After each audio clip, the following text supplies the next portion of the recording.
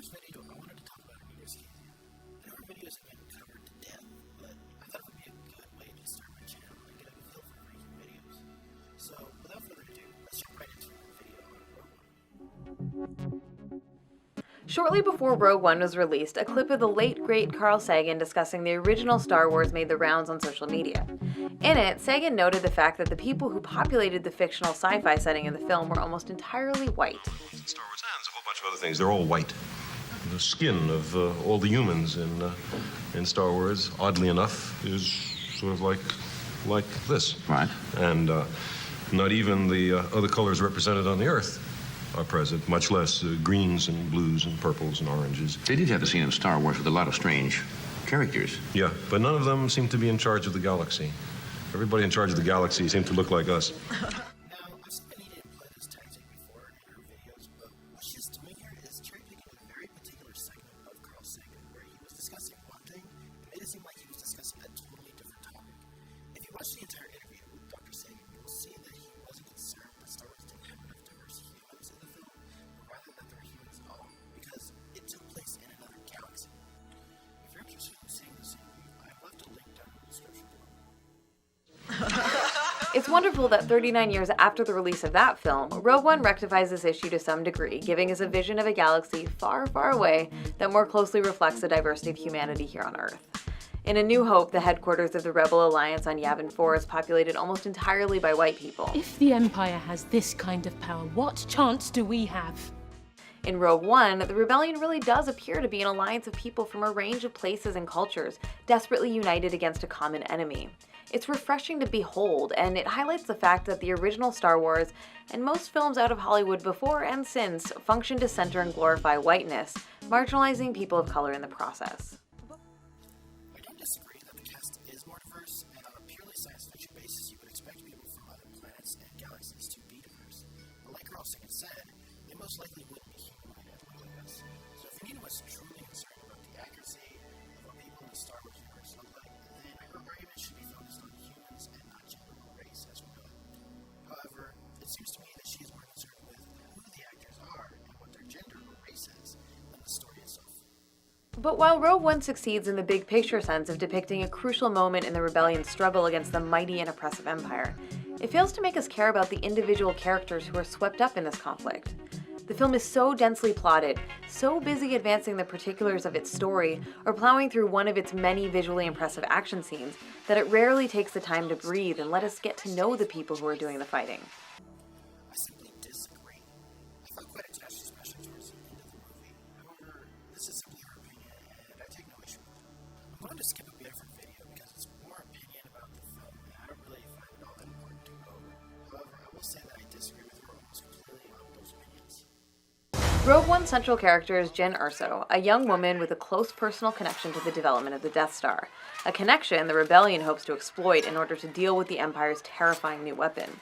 Unfortunately, despite being at the center of the story, Jyn is the least distinctive character in the film's core cast of heroes. She doesn't seem like anyone in particular. At this point, I'm not even sure Anita has even watched the film. Without giving any spoilers, Jyn Erso is one of the most deepest character developments in the movie, and I'm not sure who she expects her to seem like. Based on the description she gives for the other characters in the film, it seems like she simply chooses not to categorize Jyn the same way she does for the other characters, rather than Jyn not seeming like anyone in particular. At least the people surrounding her have some defining characteristics. Diego Luna's Cassian is a freedom fighter haunted by something in his past that makes fighting the Empire deeply personal to him.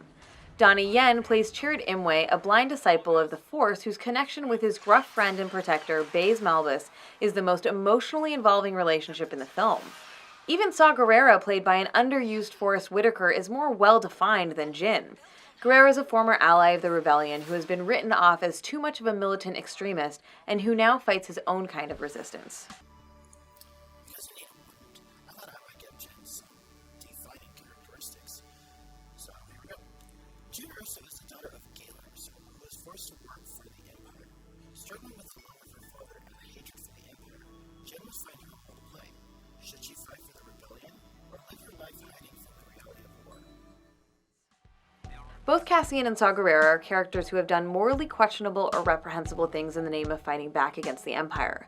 And while previous Star Wars films have always presented the conflict between the Rebellion and the Empire in very stark terms of good versus evil, Rogue One at least flirts with questioning whether it's possible to go too far, even when your cause is just. You can see more clearly here than in any other Star Wars film how one person's freedom fighter might be another person's terrorist, and how desperate times may indeed call for some truly desperate measures. We were all As much as I hate to say these words, I agree with Anita Sarkeesian. This movie did a much better job of showing the gray area of good versus evil. Still, it's clear that Rogue One isn't really interested in exploring these questions and doesn't want viewers to dwell on or even think about the tremendous loss of life that happens on the Imperial side of the conflict as Star Destroyers explode and stormtroopers are slaughtered.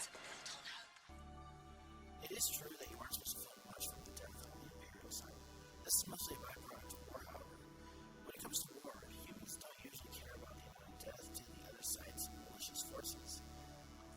The audience is meant to relate to the rebellion because they fight against an authoritarian regime, which many people in our society fear. Despite all this, the movie doesn't need to cover every atrocity the war brings. And for all the talk from some people about how Rogue One and films like it constitute some kind of feminist propaganda, it doesn't take much to see that it's still very much a universe of men. There are a few female pilots in the Rebellion fleet this time around, and Mon Mothma is presented as the leader of the Alliance, but in the core cast, Jyn Erso is the lone woman surrounded by many, many men. So while it's great to see characters like Jyn in Rogue One and Rey in The Force Awakens having prominent roles, it hardly indicates an end to patriarchy. I agree that Rogue One is probably not feminist propaganda, but it seems like for me to consider this a good feminist movie, most of the fighters would need to be women. However, I argue that movies take inspiration from our experiences, and here on Earth, most of the combat soldiers are men. Also, if Rogue One and Welcome to Jyn have a strong female icon, then that's fine because she is strong, and she has to make tough decisions that most people would struggle with. Industry. In the end, Rogue One works well as a narrative that fills in some gaps in other, better films, explaining not just how the rebels got their hands on the Death Star plans, but also why the Death Star has such an easily exploitable weakness in the first place.